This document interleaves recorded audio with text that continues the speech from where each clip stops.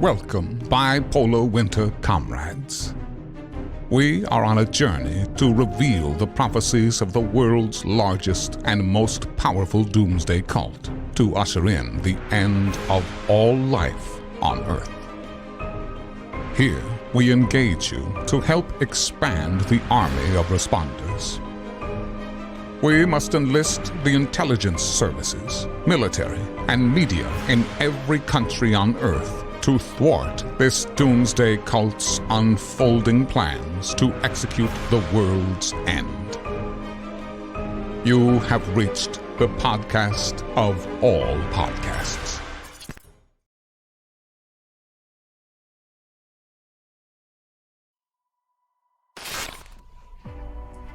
If you have listened to the first two podcasts, you'll realize that we've been encouraging people to watch a 4-part documentary that was put together by the Layman Foundation, a group of lay people working with the Seventh-day Adventist Church to present their teachings and their prophecies, the prophecies of Ellen G. White. And it is probably one of the most expensive and well done presentations ever made in the history of the Seventh-day Adventist Church. You'll find that video on Amazon Prime, and you can also order it online, all 4 parts, and I'll leave the link below this video to that presentation. In that video, you'll begin realizing that Adventist teachings portray the end of all life on earth coming any day, month, or year, but we are living literally at the very end of the earth in their teachings, when everything is destroyed by the coming of what they consider the return of Jesus. Thus their name is the Seventh-day Adventist Church. Adventist meaning the advent or return of Jesus. When he returns, he catches the righteous up into the clouds and takes them to heaven, and resurrects those who have been good and takes them and destroys all life here on earth. The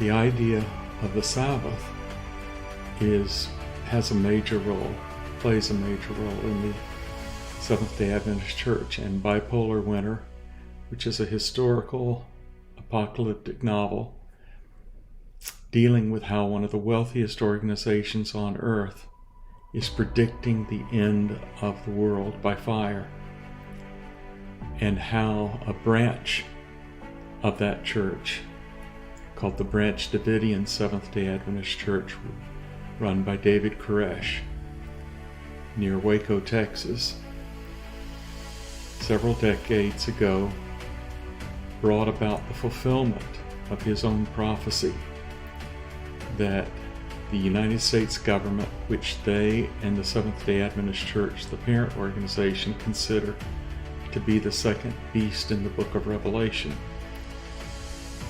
They taught that that second beast would turn on them and they would end up being destroyed and burning by fire. And that's exactly what happened. The problem is, did David Koresh self-fulfill that prophecy? Did he provoke? Was he unwilling to protect the flock, the sheep, the members of his organization? Which raises a bigger question. The parent church, the Seventh-day Adventist Church, which is one of the most wealthy organizations, most educated, and is a doomsday cult. Is that organization going to some way be involved in self-fulfilling the end of the world by fire, as David Koresh and the Branch Davidian Seventh-day Adventist Church fulfilled their prophecy that Mount Carmel would end in fire? It's a very serious question, and the Sabbath plays a major role, as you'll see in the video, The Days of Noah. You need to get through the third part of that documentary before you start realizing why all Protestants and all Catholics need to be talking to their clergy and asking their clergy to get prepared to fight against their children being taught what the Seventh-day Adventist Church is planning to soon start teaching everybody on earth that will listen. And that's one reason for this Amazon Prime video, The Days of Noah. It's a tool, one of many tools that will be used to start teaching the young people around the world about a teaching that not only teaches that they're wrong in what they've been taught, but that life on this planet is getting ready to end. So, they teach that the Sabbath is going to be the reason that the world turns on them, because they keep the seventh-day Sabbath and are teaching the world that if they hear about the seventh-day Sabbath, the fourth commandment of the 10 Commandments that says, remember the Sabbath day to keep it holy, 6 days shalt thou labor and do all thy work. The seventh day is the Sabbath. Then once they know that is a commandment and they still continue to worship on the first day of the week, Sunday, instead of Saturday or the Sabbath, then they are condemned, and they are taught that the Catholic Church, who is the first beast in their theology, the first beast of Revelation, the first great Satan from the book of Revelation, the United States government being the second great Satan, or the second beast in the book of Revelation. But the first beast decides to change times and laws. It changes a commandment, as you'll see in this video, The Days of Noah. They change the fourth commandment from the Sabbath commandment, Saturday, to Sunday. And the Catholics now say that because Protestants have continued to worship on Sunday, they are accepting the authority of the Catholic Church to make a change to that commandment. And that in the end of the world scenario, there are going to be laws passed by the second beast, book of Revelation, the United States government, that requires Sunday laws, allowing Sunday worshipers and people who are wanting to figure out how to heal this planet to rest, study, and learn to be together. And study, meditate, contemplate, rest. And so that commandment is going to mean that they will not be in accord with that commandment because they want to worship on Saturday, not Sunday. So I wanted to discuss just a little bit about how the Sabbath commandment needs to be better understood by the Seventh-day Adventist Church, as well as Protestants and Catholics. Because Seventh-day Adventist Church is teaching its young people that one day they will be called to make a choice whether to worship on Saturday or Sunday, and if they break God's commandment by worshiping on Sunday, they could be put in prison or even put to death. And this is a terrorizing teaching for a lot of young people who maybe don't even think it through. now, but at some point in their life start thinking it through and wondering, why such a terrorizing teaching is being pushed and children taught that this is something they need to expect that is soon going to happen.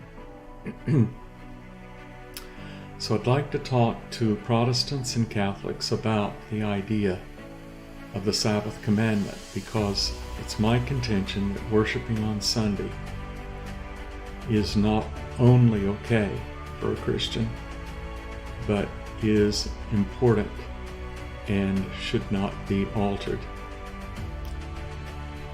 So in the oral Torah of the Jewish scriptures,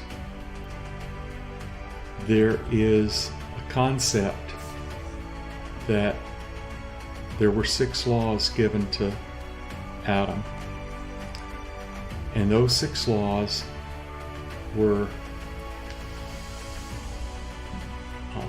enforced by him as the judge during the first millennium, or the first 930 years that he lived. After the flood, Noah was given a 7th commandment, and those commandments then are now collectively called the Noahide laws, or the 7 laws of Noah. Those are the commandments that are meant for non-Jews to keep. There is no commandment in the book of Genesis, in the creation account, for anyone to keep the Sabbath. The Sabbath commandment is given to the house of Israel and is part of 613 commandments that Jews keep. It's also part of the Decalogue, or the 10 Commandments. Now, the Decalogue means 10 words, and originally the 10 words, or the 10 Commandments, were engraved on stone, and the 4th commandment would be translated, remember my Sabbaths, or keep my Sabbaths. There wasn't all this long commentary that is different in Deuteronomy than it is in Exodus, one representing the reason we keep the Sabbath was because of creation, the other being that we keep the Sabbath has to do in remembrance of the Passover, or coming out of Egypt. But the Sabbath commandment is not meant to be kept by a non-Jew in the way that the Jew is commanded to keep the Sabbath and all the different aspects that have to be learned and then observed. So if a Christian says we not only keep the 7 laws of Noah, but we observe the 10 Commandments, the 10 Commandments then says, remember my Sabbaths. And it's fine for someone who is not under the strict law of the Sabbath, but wants to remember the Sabbath, to worship on Sunday. In the Christian tradition, they worship on Sunday because it's a day where they remember the resurrection of what they call and consider the Messiah. So in the future, they're teaching that they are going to be attacked because they are going to be pushing the idea that if a Protestant or a Catholic hears that the 10 Commandments command someone to worship on the 7th day of the week, then they are going to end up being persecuted by the Protestants and the Catholics, and by a government that becomes supportive of their position. And so the Seventh-day Adventist Church has this whole scenario that just before the end of the world, they will become persecuted because the Catholics and the Protestants get fed up with them destroying the faith of their children, using this scenario about the Sabbath. So the reason I wanted to share with you the fact that, in fact, in the Oral Torah, a non-Jew is commanded not to keep the Sabbath in the way that a Jew is commanded to keep it. And so, in the future, I believe that Muslims should be given the right and the protection to worship on their day of prayer, Friday, and the Jews should be given the right and the protection to worship on Sabbath.